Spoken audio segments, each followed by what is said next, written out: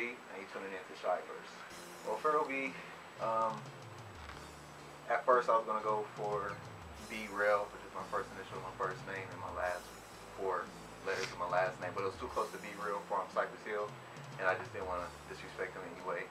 So I came up with Pharaoh B back in high school.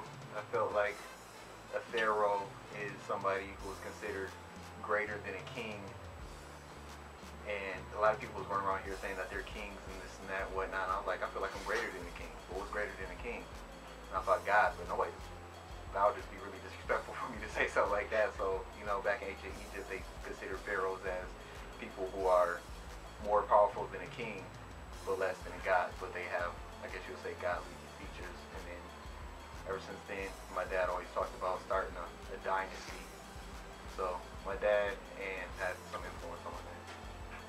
Well, music for me started, I remember very faint memory of just pulling all the pots and pans out of my grandmother's kitchen out of the cupboard and just banging on them with the drums, whatnot. She had a piano that I used to bang on. I never really played. Then in 6th grade, I started playing the drums. I had a choice between playing the drums and the piano.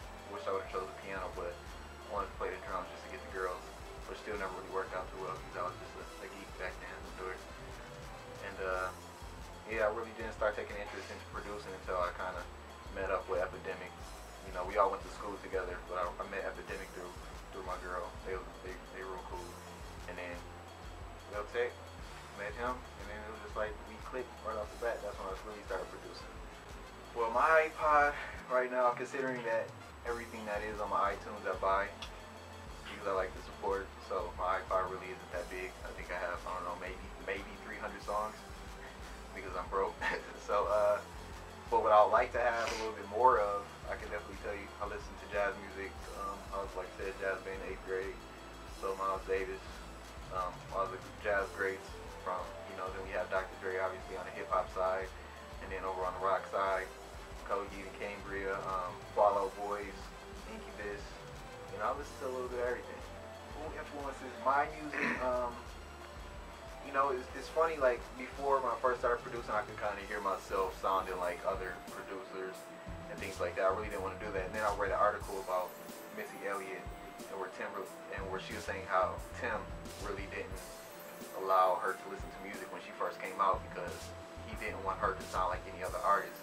So then that's when when I first started producing, I kind of just turned all music off so I wouldn't sound like anybody else. But, you know, Dr. Dre, Timberland, obviously the greats.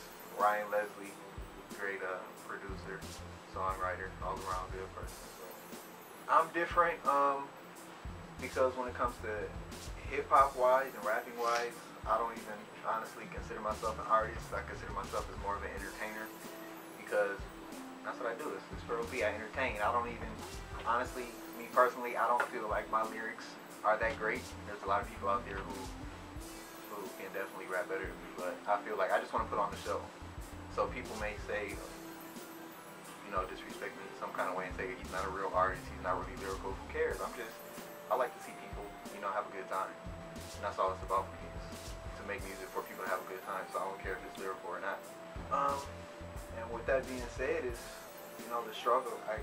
People, I don't know, they say that I'm not a real artist, and that's probably going to be the biggest issue that I have, is people just feel that way. But it's whatever to me. I don't see any struggles.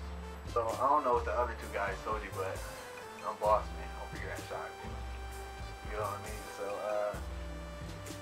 Lil Tech, he said he started it. You know, he did start it, but you know, I kind of took it from him. And then I came down here, you know, into the studio, took over Epidemic Studio. That's how I do, you know. So basically, no, but in all seriousness, my position here within Shy Boy is I feel like, you know, Epidemic the other day, you know, sent me a text that he feels like I'm the glue to Shy Boy, kind of keep us focused and whatnot. You know, that's what I try to do. My overall, for me personally, is I don't feel like music is a hobby to me. I'm not trying to make it big with music, but I know Il Tech and Epidemic, they are trying to make it big music. So I feel like anything that they need for me to do to help them reach their goal, that I'm there. you know, my other passion is architecture, and that's what my career is going to be in. You know, because I can be an architect and make music on the side, but I can't be an entertainer and design buildings on the side. You know, so I can always do music, even if I'm broke. I'm still gonna do music. And I'm gonna do it. Should I go in the future? I like to see him as far as, you know, up there on the charts, you know, the Billboard charts. Just because when they get there, that means they have money. When they have money, that means they'll need an architect to design their studios and an architect to design their dream houses. That's gonna be me. Need more money in my pocket. So that's how I see it. Now this is Pharaoh B, and you just tuned in to Artist Profile.